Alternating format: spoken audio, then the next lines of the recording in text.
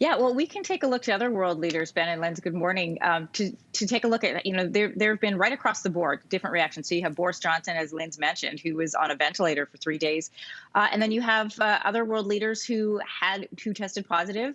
And who were able to continue on in their duties. I'm going to take you through a list of some other world leaders, but we're going to start in Canada. You'll remember back in March, Sophie Gregoire Trudeau tested positive for COVID-19. The Prime Minister did not test positive, but he did go into isolation, and Sophie recovered. She had mild symptoms.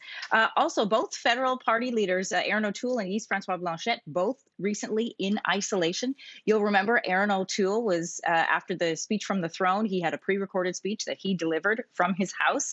Both have recovered, and both are back at work. Lindsey, let's start with Prime Minister Boris Johnson in the UK. That happened back in March. He said after he recovered, it could have gone either way. And he had so much to say and so many thank yous for the healthcare workers who stood by his side. And as he put it, put themselves daily in harm's way. In the UK, I had forgotten about this one, but Prince Charles, remember, he tested positive for COVID-19. Camilla never did. There was concern at the time because he had recently been around the Queen at a family event, but she never did test positive. Another royal, Prince Albert of Monaco, also tested positive in March. He also recovered. He had minor symptoms. March was a busy month for world leaders testing positive for COVID-19.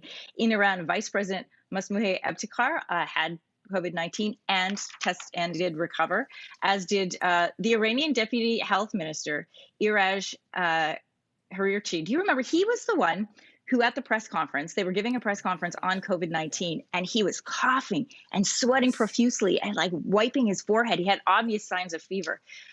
He did recover as well, but obviously he was showing really obvious signs of being sick at the time. This next one is really interesting. This is the president-elect of Burundi. Now, he passed away in June, but there are questions about whether or not he had COVID-19. It still has not been confirmed. If it is confirmed, this would be the first death of a world leader attributed to COVID-19. So still no positive confirmation whether or not he had COVID-19, but that is out there. The Bolivian president, Jeannie Anez, she had COVID-19 and recovered. In Spain, the prime minister, Pedro Sanchez, and his wife, Begonia, they both had COVID-19. They both recovered, are now said to be doing fine. And in September, just this month, Italian former prime minister, Silvio Berlusconi, remember, he's 83 now. He contracted COVID-19. He was hospitalized.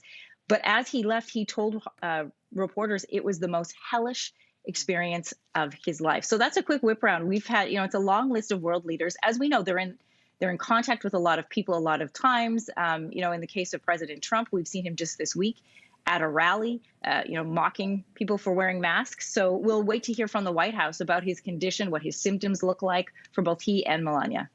I'm telling you, this is going to be something really interesting to follow. Donald Trump's brand is not one to apologize. Right. Is not one to back down. It's not one to turn around. It's not one to say, I was wrong.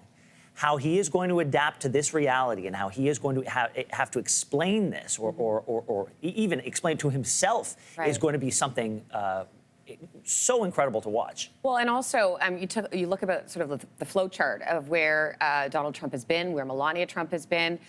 This extends obviously into the White House. What protocols were there at the time over the last several weeks or so? Also, when you talk about the Supreme Court, yes, with the confirmation hearings coming up, Amy Coney Barrett was in the White House this week and then met with senators as well. So how far-reaching does this go? Joe Biden, of course, is obviously part of this conversation with the debate on Tuesday night. Mm-hmm. They were physically distanced, but they were in the same room with the same air circulating. Speaking loudly, absolutely. Yeah.